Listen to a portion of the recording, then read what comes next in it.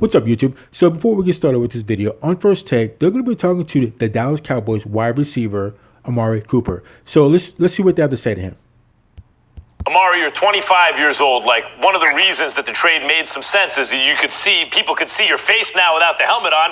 You look like a baby. I mean, you're entering your prime, right? You're not like some old player.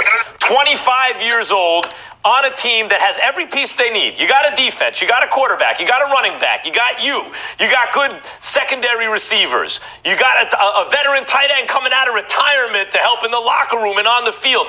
Every single thing you need, and it's the Dallas Cowboys. Spotlight focused on you. From a guy who looked like he was regressing, like, oh, he should be a superstar, to a guy now who's so productive in the middle of all that. Can you describe the feeling? What are the expectations this season? Yeah, I mean, it feels great to be a Dallas Cowboy, one of the most storied franchises in the history of sports. It feels like I'm in the NFL playing in the Dallas Cowboy uniform. And as of now, the expectations are the same for every team. You know, the expectation is to win a Super Bowl, to be the last team standing, the last team to win a game. Those are the expectations. So just looking at those numbers are a significant increase from when he was with the Oakland Raiders. But I think that Amari Cooper definitely adds an extra dimension to the Dallas Cowboys offense. That's an already stacked offense. And people sleep on the Cowboys, but the Cowboys are definitely contenders. So what, they went 10-6 last year. They beat the Seattle Seahawks in a wild card, and they lost to the LA Rams, who went to the Super Bowl and lost to Tom Brady, New England Patriots. So they're right there. They're right there. They're knocking on going to the Super Bowl. So like I said, their offense, actually their team is just as stacked as the Cleveland Browns, except to have more experience. So look at the quarterback, you have Dak Prescott, running back Ezekiel Elliott, who just got in trouble. So hopefully that won't affect his on-the-play situation. You have Amari Cooper, a wide receiver. You have Jason Witten at wide receiver. Coming back as tight end. You have all these players, all these ballers. DeMarcus Lawrence just got signed for a contract extension on the defensive line. So the Cowboys are stacked. They definitely have a squad, and it's only a matter of time before they can get back to Super Bowl if they can just stay out of their own way, like what Stephen A. Smith says. Just stay out of their own way. Guys seem to get in trouble, not playing correctly. Just whatever it is, the Cowboys seem to always get in the way for having a good, successful season. So hopefully this year they can turn around and advance a little bit further in the playoffs. So let's continue. You said it feels like you were in an NFL uniform when you put on the Dallas Cowboys uniform. Does that mean you didn't feel that way, like that, when you were in an Oakland Raiders uniform? No, I won't necessarily say that I didn't feel that way in an Oakland uniform. I would just say in a Dallas Cowboy uniform, I would say when I had dreams of playing in the NFL when I was younger, and the spotlight, the primetime games, and all those types of things, it feels like that dream has finally come to fruition as a Dallas Cowboy. And I'll just leave it at that. So that makes sense. I can definitely buy that, because probably when Amari Cooper was younger, the Dallas Cowboys were probably putting in work at that time with Troy Aikman, Emmitt Smith, and Michael Irvin. So around that time, the Dallas Cowboys were dominant. He may have been born a little bit after that time period, because that was like 91, 2, 3, or 4, or somewhere around there. So, but definitely the Dallas Cowboys were hot, or, coming down from being hot when Amari Cooper was born, as compared to what the Oakland Raiders were his whole lifetime. Because I don't think the Oakland Raiders won a Super Bowl while Amari Cooper was alive. So I can understand how you definitely look at the Cowboys and picture and dream of being a Dallas Cowboy over an Oakland Raider, which also would depend on where you grow up at, though. Because if you're in California, you're probably going to want to be an Oakland Raider guy. But anyways, let's continue. Let me ask you this. Your man Dak Prescott, he's your quarterback. He's in the news now because obviously contract negotiations are taking place and what have you. We just saw a guy like Carson Wentz get paid what he got paid, even though he hasn't been to the playoffs for the Philadelphia Eagles the last 2 years due to injury. When you guys see something like that and you think about your teammate Dak Prescott and what he's worth, how are you viewing that situation? Is it just business? All right, he's got to handle his business, let the chips fall where they may. Or do you guys walk around with this attitude and a willingness to verbalize, this is a guy that deserves his money too?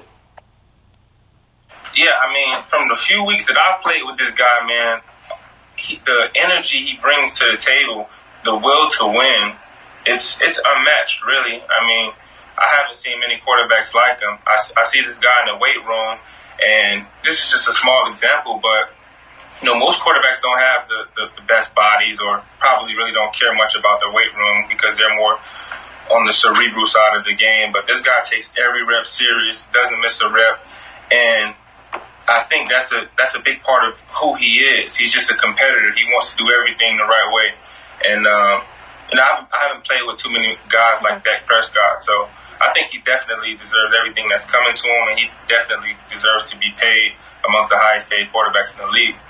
What about you coming into your contract situation? Should you be one of the highest paid receivers in the league? Do you think you should be the highest paid receiver in the league? Well, if not now, I'm definitely looking forward to earning that respect, and definitely looking forward to coming into this year and just putting up those numbers for my team and really showing what I can do in a full season as a Dallas Cowboy. I know that I have the skill set to be one of the highest paid receivers. I'm just all about going out there and proving it. So I think Amari Cooper could build up to being a top 5 wide receiver, if not top 10. So probably I'd have to see what he does next year, which I think what they said, that's his final year of his contract. So if he balls out next year, he can definitely, get top 5 type wide receiver type money. He can get paid off. Now, do I think he's the best wide receiver in the league? No. I think that's probably going to go to Antonio Brown, who's with the Oakland Raiders. They traded him for, which I would take Antonio Brown over Amari Cooper all day, any day, or every day. And maybe Odell Beckham Jr. I think Odell Beckham Jr. is better than Amari Cooper. I think Julio Jones is better than Amari Cooper. So there's a couple of other wide receivers that I think are better than Amari Cooper, but he definitely has the potential to step up his game and show that he can definitely be somewhere around a top 5, top 10 wide receiver in the league and possibly get that money. He may not be the most highest paid wide receiver because I just don't think he's there yet, but he definitely deserves to get a fat bag. Definitely. So, and I'm talking about money. So let's keep going. Perfect. Y'all made the playoffs last year. You went to the divisional playoff round against the Rams. I was there. I was in attendance for that game. Dallas Cowboy fans were hiding from me after the game, but that's a different story for another day. They were hiding. We couldn't find any Dallas Cowboy fan. Why you on the other side? And I wasn't on the other side. I was in the end zone. In between, I was in the end zone, in the suite, on the field. There was an ESPN suite on the field. LeBron James and his crew and the Lakers had a suite in the corner, and I was right next to them. So I'm just telling you, I wasn't on the other side. I wasn't rooting for the Rams. I'm lying. I was rooting for the Rams because I was rooting against the Cowboy fans, not the Cowboys. But I tell you, I can't stand them damn Cowboy fans. You know I am. But I will ask you this. Y'all made the playoffs, went to the divisional playoff round, Amari. There are expectations this year for this team. Are you confident in what your team is going to be able to do? Can you win another division? Can you get to the divisional play? I mean, are we talking Super Bowl? What you trying to say, Amari? What y'all going to do this year? Well, first I want to say I could have sworn I saw you on the other side. I swear you did it. I'll leave it at that. But that was Cleveland Day, Smith. Cleveland Day. Go ahead, man. Well, the first goal of every team is to win a division. Because, I mean, if you win a division, you automatically make the playoffs. So that's our first goal. I've never been the type of player to put the cart before the horse, so to speak. I'm all about postseason results. I'm not about the hype, the preseason hype, because it really doesn't matter. What people say before the season might happen or will happen or all those things. I think we have a lot of good pieces in place. We're a very young team compared to some of the teams I've been on. We have a lot of talented players, man. So if we can figure out this puzzle and do the right things as far as in camp and leading up to the season, I think we definitely have a great shot at making a run and hopefully winning the Super Bowl. No question. So Amari Cooper is right. I definitely agree with him. The Cowboys are definitely competitors. I mean, they are definitely competitors. Like I said, their offense is stacked. They're absolutely stacked, and they went pretty far. They did decent in the playoffs. Like I said, they beat the Seahawks in a wild card. They lost to LA Rams, but the Rams made it to the Super Bowl. So I think if the Dallas Cowboys can stay out of their own way, they can avoid injuries, and they can play together and work off the experience and experience of what they had last year of making it to the playoffs and how to act and deal with it, adjust to it. I think the Cowboys can definitely make it to the Super Bowl. They can definitely get there. Like I said, they're knocking on it. They are knocking on the door of going to the Super Bowl. They just gotta maintain, don't get in the way of their own selves, and they should be good because they're stacked. They are stacked, more stacked than they've been for a while. So let's continue. You guys are loaded, both sides of the ball. Amari, before we let you go, can you just tell us what you're doing with the Gatorade Beat the Heat program? Yes, so I'm out here at this offense and defensive camp, and I'm just really trying to give these young guys information on staying hydrated because it's very important.